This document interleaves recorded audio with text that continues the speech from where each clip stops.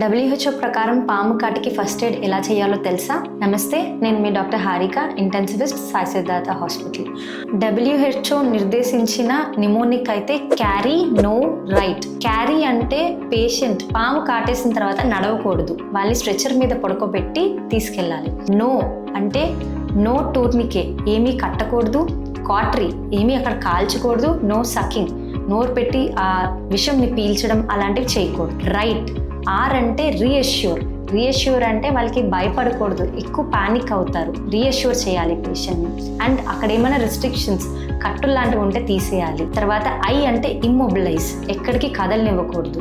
GH go to hospital, వెంటనే ఇమీడియట్గా హాస్పిటల్కి తీసుకెళ్ళి యాంటీ స్నేక్ వినం లాంటివి ఇప్పించాలి. T అంటే tell all your symptoms to your doctors. డాక్టర్కి మీకు వచ్చిన ప్రతి ఇబ్బంది చెప్పాలి పాము కాటు తర్వాత. ఇది అందరికీ తెలియాల్సిన first aid. So please do share this video.